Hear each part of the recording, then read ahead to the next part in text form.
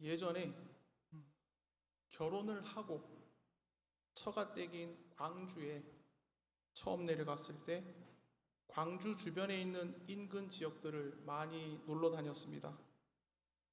대나무로 유명한 담양, 녹차밭이 아름다운 보성, 편백나무 냄새가 짙은 장성, 그리고 철쭉꽃이 예쁜 화순, 전통과 현대가 공존하는 전주, 그리고 섬진강의 고즈넉함을 품고 있는 멜론의 고장, 예전에 영화에도 나왔던 곡성, 그 중에서 가장 인상적이었던 지역이 있는데 바로 전라남도 영광입니다. 광주에서 1시간 정도 가면은 저희가 잘 아는 굴비의 고장 영광이 나옵니다. 특히 이 영광에는 백수 해안도로라는 길이 유명한데 그곳은 16.8km에 달하는 해안도로입니다. 갯벌과 기암 괴석, 뉘엿뉘엿 지는 노을이 만나서 황홀한 풍경을 연출하는 서해안의 대표적인 드라이브 코스입니다.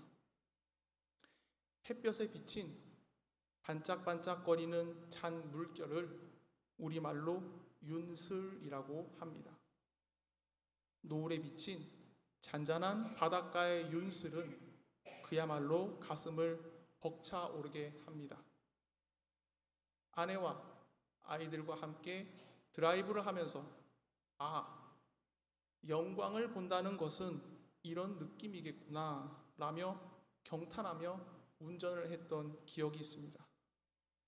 영광은 노을이 질 무렵 바다 위로 찬란하게 펼쳐진 윤슬이구나.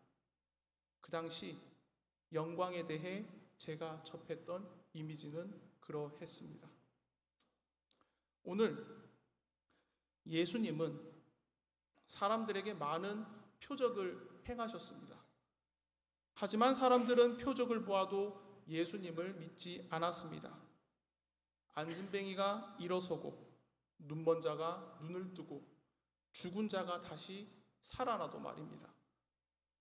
이에 요한복음의 저자인 요한은 이 현상의 원인을 다음과 같이 설명합니다. 그들이 믿지 않는 것에 대해 요한은 이사야서 5장 31절과 이사야서 6장 10절의 예언을 성도들에게 전달합니다. 주여, 우리에게서 들은 바를 누가 믿었으며 주의 팔이 누구에게 나타났나이까 하였더라. 이 말씀은 하나님의 능력이 이렇게 나타났는데도 도대체 누가 그것을 믿겠는가라는 뜻입니다. 그들의 눈을 멀게 하시고 그들의 마음을 완고하게 하셨으니 이는 그들로 하여금 눈으로 보고 마음으로 깨닫고 돌이켜 내게 고침을 받지 못하게 하려 함이라 하였음이더라. 이 말씀은 하나님의 백성으로 살 것을 계속 거부하던 그들에게 심판의 결과로서 결국 깨닫지 못하는 상태가 왔다라는 뜻입니다. 즉, 그들이 믿지 않았던 것은 예상 밖의 전개가 아니다. 이것은 이미 성경에서 말하고 있었던 것이다. 요한은 해명해야만 했습니다. 무엇을? 당시 유대인으로부터 시작된 다윗의 자손인 예수님을 믿지 않았던 바리새인들과 관리들을 지켜보는 이방 그리스도인들에게 그들이 예수님을 믿지 않는 이유를 해명해야만 했습니다. 아니, 자기 민족으로부터 나온 종교인데 그 종교에서 예언한 메시아를 안 믿는다? 심지어 구약과 율법을 외우다시피 하는 그 바리새인들이 도대체 그러면 자기들도 안 믿으면서 우리가 예수님을 믿을 이유는 무엇이란 말인가? 당시 요한복음이 쓰여졌던 AD 70에서 80년대 이방인 그리스도인들은 이러한 아이러니한 상황을 이해할 수가 없었습니다. 그래서 요한은 예언서 이사야의 말씀을 인용한 뒤에 다음과 같이 덧붙입니다. 하나님의 영광을 보고 주를 가리켜 말한 것이라. 이사야는 주의 영광을 보았다고 합니다. 여러분, 주의 영광을 보았다라는 표현에 잠시 눈을 감고 머물러 보겠습니다.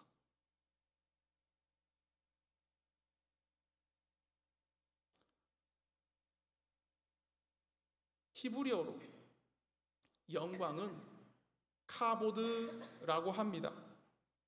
이 표현의 원어적 뜻은 무겁다입니다. 즉, 당시 고대 근동 사회에서는 귀한 것, 중요한 것을 무겁게 여겼습니다. 때문에 하나님의 영광이란 하나님을 귀하게 여기다, 무겁게 여기다 라는 표현으로 연결됩니다. 이사야서에서 이사야는 하나님의 환상을 보고 하나님께서 얼마나 귀중한 분이신지 그 무게감을 알았습니다. 그래서 이스라엘 사람들에게 그 귀중함을 전하고 외쳤습니다. 하지만 구약시대 이스라엘 사람들은 그것을 믿지 않았습니다. 그저 자기 소견에 오른 대로 우상을 숭배하며 율법을 어기며 하나님을 외면하며 살아갔을 뿐이었습니다. 이와 연속적으로 구약에 사용된 언어인 히브리어와 신약에 사용된 헬라어에서 사용된 영광은 비슷하지만 조금 차이가 있습니다. 카보드라는 히브리어가 영광이라는 단어를 무게감에서 시작했다면 헬라어의 경우 영광의 원어적 시작은 평가입니다. 헬라어로 독사라고 읽히는 영광의 원어적 시작은 가치 판단으로서 무엇이 더 중요한지 평가하는 의미가 들어 있습니다.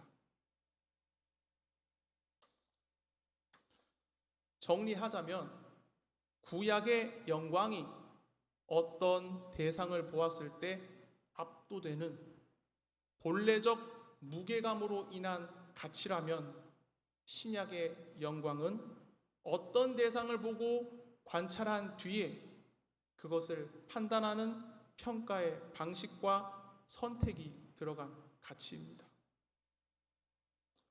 옛날 좀 무서운 영화긴 한데 곡성에서 유행했던 대사가 있습니다. 전라도 사투리인데요. 무엇이 중헌디? 라는 대사였습니다. 무엇이 중헌디? 서로 옆에 사람들과 함께 얼굴을 바라보시면서 물어보시기 바랍니다. 무엇이 중헌디? 무엇이 중헌디? 네. 무엇이 중요한가? 요한은 이사야서의 맥락을 그대로 가지고 옵니다. 지금의 바리새인들도 마찬가지입니다. 그들 중에도 믿는 자들, 즉 예수님이 얼마나 귀한 분인지 믿는 사람들이 많다고 요한은 말하고 있습니다. 하지만 그들은 이사야서가 외쳤던 그 당시의 사람들과는 결이 다릅니다. 무엇이 중헌디? 무엇이 중요한지 알고 충분히 선택할 수 있었지만 회당이라는 공동체에서 출교를 당하는 것이 두려워 그 가치를 선택하기 거부했던 것입니다. 즉 구약 시대에 이사야 시대의 사람들은 심판의 결과로 마음이 완고하고 눈이 멀어 못 본 것일 수도 있지만 지금의 바리새인들은 눈이 멀지도 않았고 충분히 표적이라는 것을 보고 판단을 내릴 수 있음에도 불구하고 그러한 선택을 한 것입니다. 그들이 중요하게 여기는 공동체에서 출교당하지 않기 위해서 말입니다. 우리는 종종 현실에 취해서 고귀한 가치를 잃어버리곤 합니다. 불가피하게 시간에 매여 사는 우리는 시간이 지나고 나서야 그때 그것이 얼마나 소중했는지 깨닫고 그 가치를 되돌아 봅니다. 우리는 이것을 두 글자로 후회라고 부릅니다. 영원한 것을 위해서 영원하지 않은 것을 포기하는 것은 결코 어리석은 일이 아니다. 영원한 것을 위해서 영원하지 않은 것을 포기하는 것은 결코 어리석은 일이 아니다. 아마존의 한 정글에서 28살의 젊은 나이에 순교한 선교사 짐 엘리엇의 일기장에서 발견된 글귀입니다. 그는 정말 그 글처럼 영원한 복음을 전하려다 영원하지 않은 자신의 목숨을 잃었습니다. 복음을 전할 대상이었던 원주민들이 창을 들고 공격해 왔을 때 그는 충분히 저항하고 자신의 목숨을 지킬 총이 주머니에 있었음에도 그 총을 꺼내들어 자신을 지킬 기회를 포기하고 말았습니다. 그는 아마 자신의 목숨이 위태로웠던 그 순간 복음이 가진 하나님의 영광이라는 가치를 선택했던 것 같습니다. 나 같은 죄인을 살리신 복음을 받아들일 원주민들이 내가 총을 꺼내 들므로 인해 복음을 받아들일 기회를 놓치는 것이냐, 아니면 유한한 내 한 목숨 훗날 정해질 복음을 위해서 기꺼이 포기하는 것이냐. 결국 그 부족은 훗날 짐 엘리엇의 아내를 통해 복음을 받아들이게 됩니다. 그는 눈에 보이지 않는 너머의 가치를 알았던 사람이었습니다. 오늘 말씀의 마지막 43절입니다.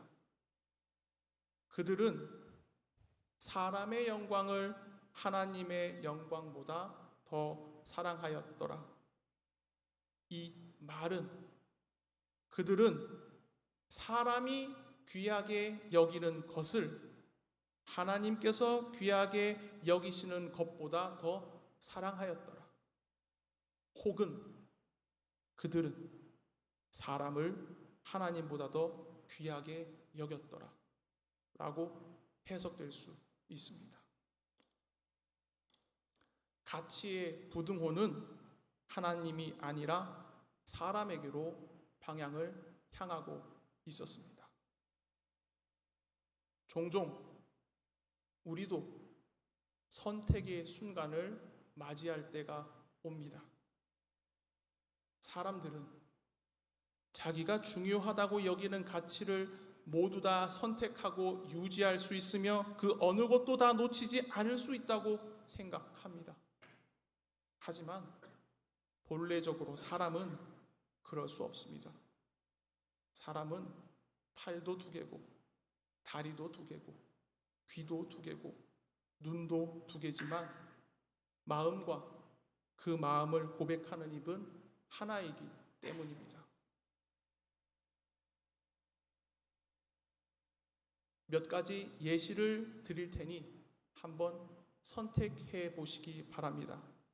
각 문항당 3초를 드립니다. 아주 간단한 예시입니다. 짜장면이냐, 짬뽕이냐? 하나, 둘, 셋. 두 번째입니다. 주말에 여행을 갈 것이냐, 집에서 쉴 것이냐? 하나, 둘, 셋. 네. 다음 단계로 넘어가겠습니다. 지금부터는 좀 더 가치 판단이 들어가는 선택을 해보겠습니다.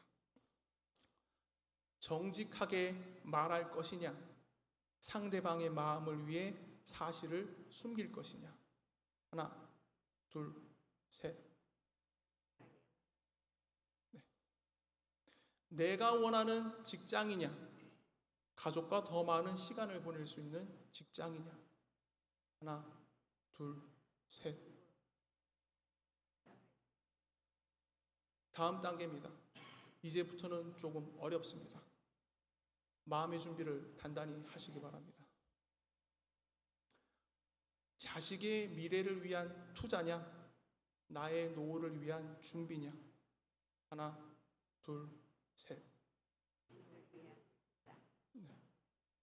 지금 내 옆에 있는 남편 아니면 아내냐? 아니면 나를 낳아주고 길러주신 부모님이냐? 하나, 둘, 셋. 마지막입니다. 지금 눈앞에서 예수님을 부인하고 감옥에서 나갈 것이냐? 아니면 지금 여기서 예수님을 인정하고 사자밥이 될 것이냐? 하나, 둘, 셋. 그 어떤 선택을 하더라도 그 사람을 탓할 수는 없습니다. 가치 판단과 선택은 결국 결과를 책임질 당사자가 하는 것이기 때문입니다. 우리는 판단할 자격이 없습니다. 하지만 선택의 순간은 분명히 옵니다. 그때 어떤 선택을 하시겠습니까? 바로 그 선택의 갈림길이 오늘 요한복음 12장 43절입니다. 사람의 영광이냐? 하나님의 영광이냐? 잔혹하고 슬프지만 선택의 순간은 반드시 찾아옵니다. 여러분, 그런데 하나님께서는 흠이 없으신 그분의 아들보다 죄 많은 저희를 택하셨습니다. 이해가 되지는 않지만 그것이 은혜입니다.